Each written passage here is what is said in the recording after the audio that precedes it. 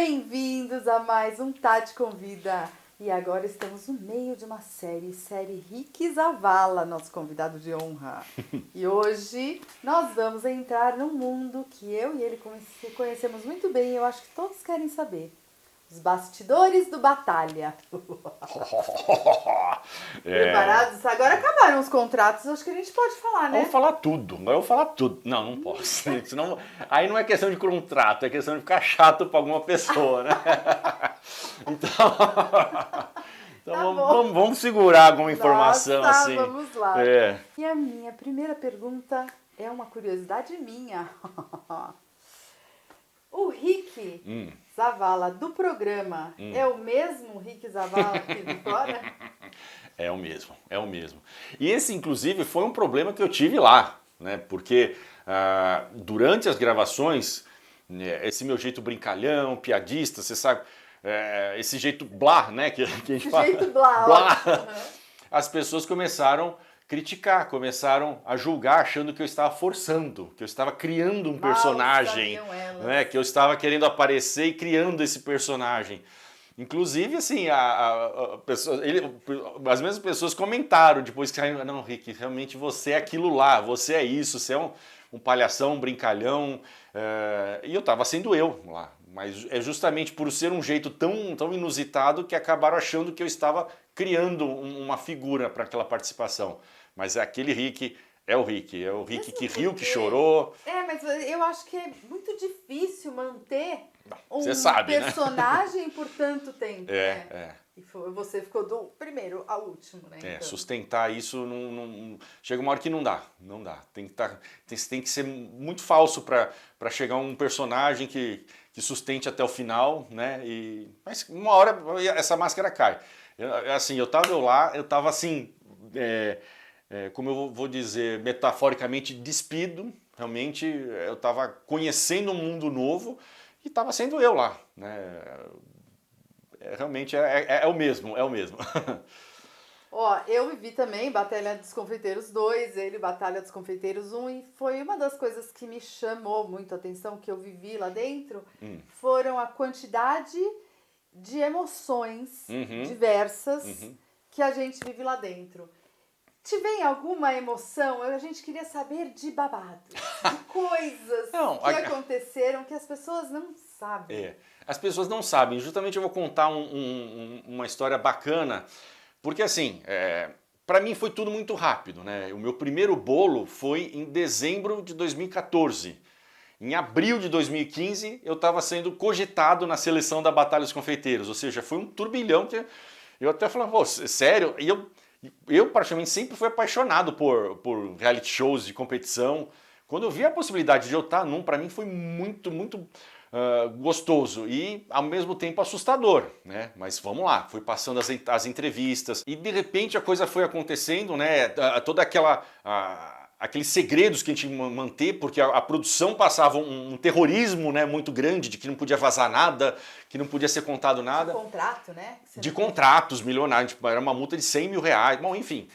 Quando eu fui passando essas etapas e cheguei na última, que era uma entrevista pessoalmente, já com o casting lá, com os diretores, já na câmera, eles fizeram uma pergunta que eu sempre lembro, né, desse momento, porque eles perguntaram assim, você é emotivo? Você costuma chorar?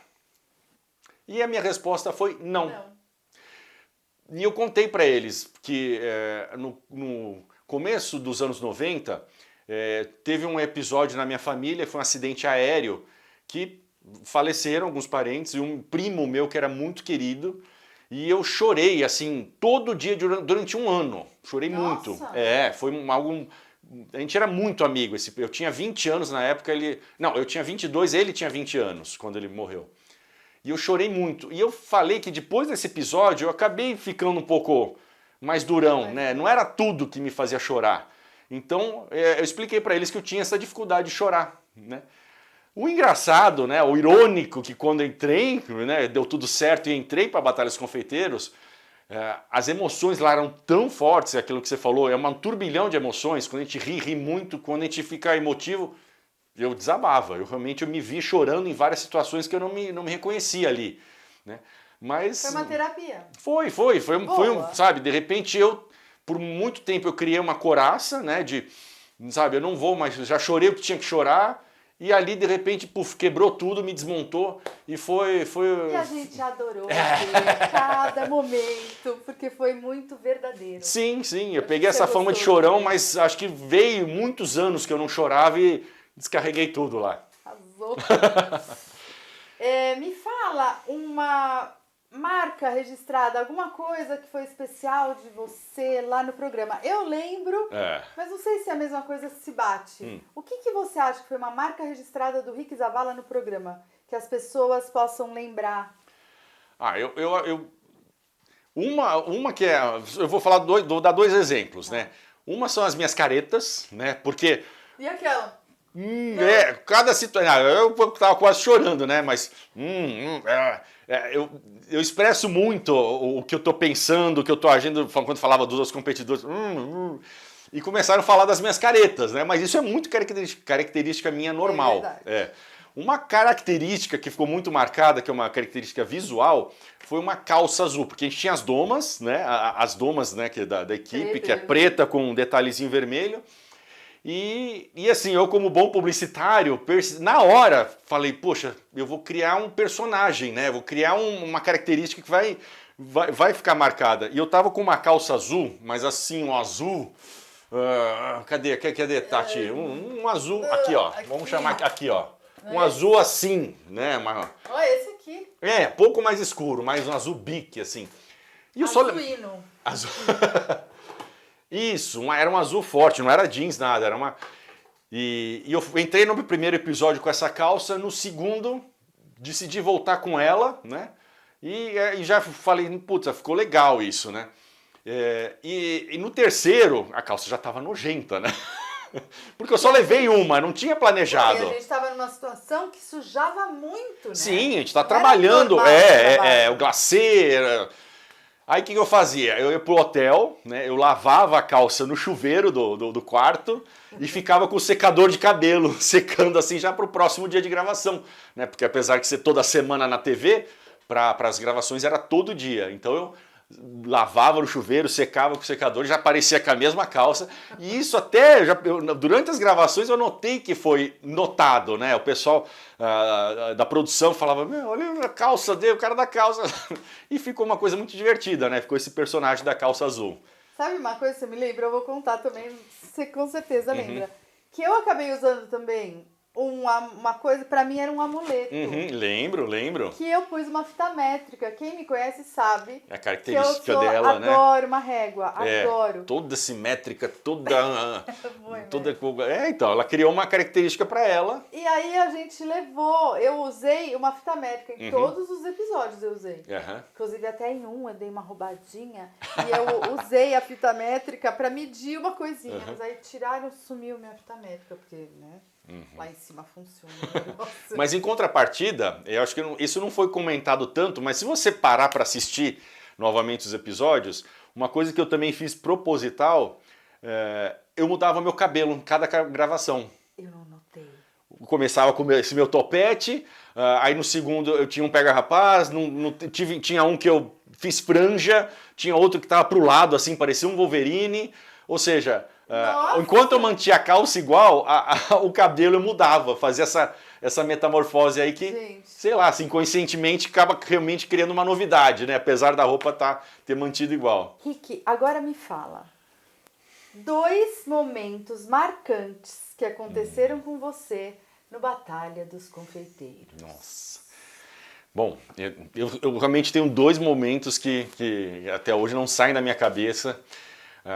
O primeiro foi no segundo episódio, onde o Bud me coroou como a pior sobremesa de todos os tempos que ele ouviu. Era assim, a primeira parte do programa você tinha que fazer uma sobremesa e naquele momento ele punha ingredientes inusitados, muitos deles salgados, para incorporar numa receita doce. Eu fui lá, peguei pimentão, pimenta, dedo de moça e azeite, esses 3. Mas assim, primeiro, eu estava ali para me divertir, eu não tinha tanta expectativa de ir tão longe, eu falei, vou fazer, vou brincar, né? Não estava muito calculando mas eu também queria fazer uma coisa segura. Aí o que eu fiz? Eu pensei, sempre pensando num enredo, né? Sempre pensando num tema. Aí eu pensei numa sobremesa que chama Luz del Fuego. Aí eu peguei aquele pimentão, simplesmente cortei em forma de chama, assim, e decorei o prato. Eu não coloquei ele na receita. Né? Aquela pimentão num doce não ia combinar. Aí eu peguei a pimenta dedo de moça, refoguei no azeite, ou seja, ficou uma coisa que tira a picância, né? Refogar, e fiz um brigadeiro de pistache. Tinha lá a farinha de pistache que era maravilhosa, né? Até difícil achar. Falei, fiz um brigadeiro de pistache, coloquei como se fosse uma composição a pimenta e ainda cobri com doce de leite. Gente, isso hoje eu falo, né? Até entrego um pouquinho o jogo, porque não estava picante. O Bud pegou aquela colher, pôs na boca assim, água. Eu fiquei meio sem reação, né? Porque falei, poxa, eu fiz um negócio tão calmo, né? E ele tá queimando a boca. Eu achei um pouco exagerado, mas como eu tava naquela situação ainda meio assustado, tudo, eu fiquei assim, então tá bom, né? E no final ele me coroou como a pior sobremesa de todos os tempos. Eu ainda discordo, né? Primeiro, era só um brigadeiro de pistache. Eu refiz essa receita depois. Não queima a boca, não é ruim. Né? Eu acho que é programa de televisão, gente. Vamos falar o português claro. O programa de televisão precisa ter um movimento, então eu acho que exageraram um pouquinho nessa minha receita. Mas eles precisam ter alguém que seja... tem que ter enredo, tem que ter história. Aí deviam ter visto lá que eu peguei pimenta, né? E falei, pronto, vamos queimar a boca do Bud. Enfim, gente, é segredo entre a gente isso só, né?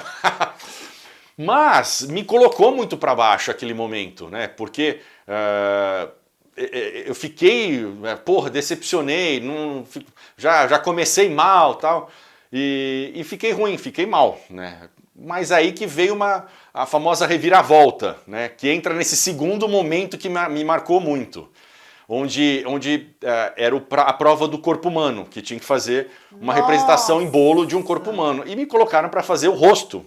A modelo era a nossa Miss, né? A Natália Guimarães, né? Quase Miss Universo em 2007, e ela apareceu lá. Poxa, eu fiquei encantado, né? Eu sempre acompanhei concurso de Miss, e ela na minha frente... Gente, até no episódio, lá no Bolo do Ipiranga, teve Miss, ele para tudo, porque ele foi assistir a Miss, Enfim, eu fui fazer esse rosto, e é uma coisa que eu até falo também, contando um pouco a história...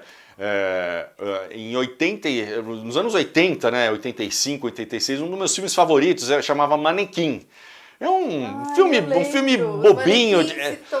Era um artista plástico que montava sua manequim, ela criava vida, ele se apaixonava, ou seja, adorava esse filme. E desde aquela época eu sempre tentei refazer uma manequim, fazer com isopor, ou seja, eu sempre tive, durante um bom tempo da minha vida, criando rostos humanos.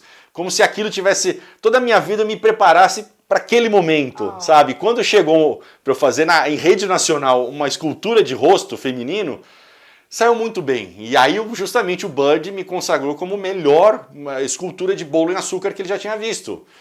E foi incrível, olha, eu fico arrepiado, né? Foi assim, da lama pro estrelato, em 2 momentos naquele, né? From Zero to Hero, eu adoro isso. E me marcou demais esses 2 momentos, né? Onde eu me senti péssimo. Bom, né? E no programa a gente sentiu isso, muitas emoções. Tanto pro bom quanto pro ruim, que a gente entrava às vezes em paranoia. Sim. Agora, mas esses foram os 2 momentos que eu realmente lembro com muito carinho, apesar da confusão do primeiro, mas me marcou, porque aquilo me deu força, né? Me deu força, assim, não vai me derrubar esse título de pior sobremesa. Tanto que eu fui e deu no que deu. Nada te derrubou. Nada me derrubou. O que me leva à última pergunta. O que foi pra você, Rick Zabala, vencer esse programa? Nossa.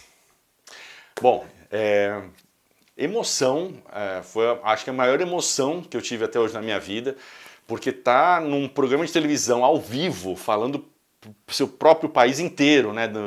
Ele questionava, eu dava uma mensagem, é uma responsabilidade grande, né? Chegar ali e virou a maior emoção que eu pude imaginar. acabei ganhando, né? Acabei vencendo, realmente foi aquele momento de gritar, o papel picado, tudo. Foi uma maravilha, maravilha. Mas vem uma outra carga, né, em cima disso, porque até falo, eu espero que vocês não entendam mal o que eu vou falar, mas isso realmente é uma coisa que vem para mim. Vencer um programa de televisão é fácil, difícil é sustentar essa imagem, sustentar essa responsabilidade que é a carga que colocam em cima da gente. Eu queria realmente não desapontar o Bud e não desapontar meu país inteiro que torceu, né? Você, poxa, ele ganhou, ele pode sumir, pode, sabe, agora ele quer ser pizzaiolo. Não, eu vou honrar isso e mostrar por que foi feita essa escolha. Então eu trabalhei muito, muito e é difícil, gente, porque não teve prêmio, né? Já vi matérias que falavam, o Rick ganhou 500 mil, ganhou mil. Não ganhei nada. O prêmio era um emprego na confeitaria. E fui trabalhar lá assim, né? Porque era só um ano de contrato. Fiquei 4 anos lá quase. Isso é bem legal, né? Porque ele mostrou trabalho e aí ele virou a cara da Carlos Bakery pra mim. E assim, eu sempre querendo me superar para mostrar realmente aquilo que eu falava, faça um trabalho melhor que o seu anterior para você estar sempre superando. E eu sentia essa responsabilidade, né? Eu recebi um título e eu tenho que honrar isso pro público.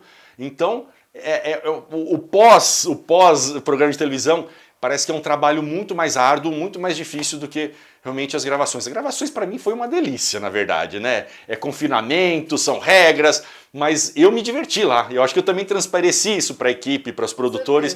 Falei, poxa, tinha pessoas, assim, no meio das gravações que já não aguentavam mais comer a mesma comida do hotel. Gente, a gente estava num hotel incrível, sabe?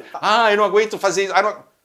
Vai, sabe, se divirta, curta. Então eu curti as gravações, até nos sofrimentos, por isso que eu não senti tanto assim coisas que reclamavam. Então fui até o final, ganhei, e para mim o mais árduo foi o pós. Mas não me arrependo, vale a pena e eu quero continuar mostrando todo esse trabalho. Bom, como espectador, eu digo que eu acho que você honrou o título com maestria. Obrigado. Ainda honra e ainda pra gente é um vencedor total sempre, porque o que ele faz, o trabalho desse cara é... Obrigado, Tati. Então, meu amor, muito obrigada. Um beijo especial. Continuamos com a série Rick Zavala no próximo episódio.